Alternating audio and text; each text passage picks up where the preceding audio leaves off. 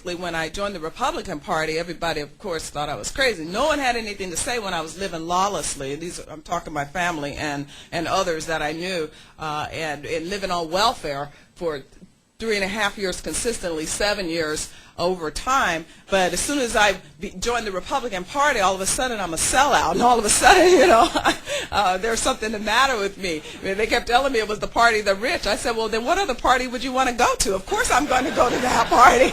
I've been poor. Of course I want to hang out. But yet we've been put in a position to think that there's something wrong with a capitalistic system and with life working when you put it in order, when you begin the process of growing and development, that now we've gotten to the point that we're ashamed to say I'm successful. As my friend Ann Coulter said the other day, the way you're successful today in America is just become a victim, and all of a sudden everybody loves you. But the minute that you say, well, no, I actually am concerned now, because I progressed to the point that I'm concerned when a government says, I want to redistribute your money, I want to take that personal private property of yours, then all of a sudden we're supposed to say, oh, okay, because I've done something wrong. Well, no, actually we've done something right.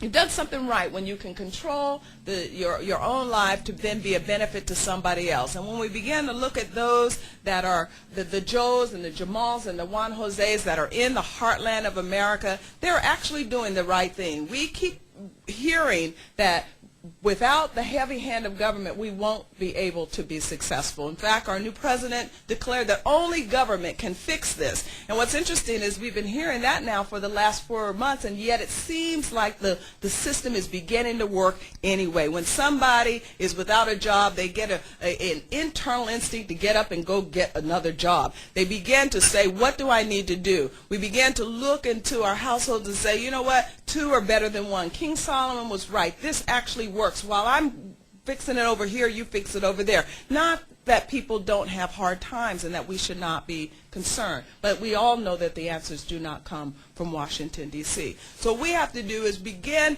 to process this information again into the grassroots, letting people know that it's okay to move up the economic ladder, that it's okay to say I'm going to marry young and I'm going to sustain a discipline about my sexual life so that I will not then end up a statistic and one of those that the government then thinks that they have to micromanage their life. When you think about and you look at actually the data on who's broken in our society today and those that people keep saying that they want to help them fix their lives, we find that there are some similarities in their behavior. We find that when you have a broken sexual life and then you are going to end up actually in poverty. We begin to see the process of family life breakdown. We begin to see community life breakdown. When you think about how 70% of the young men that are in our criminal system come from single-headed households, this is important for us to say, how did this happen? When you think about where education is broken, all the education that's broken in this country, out of the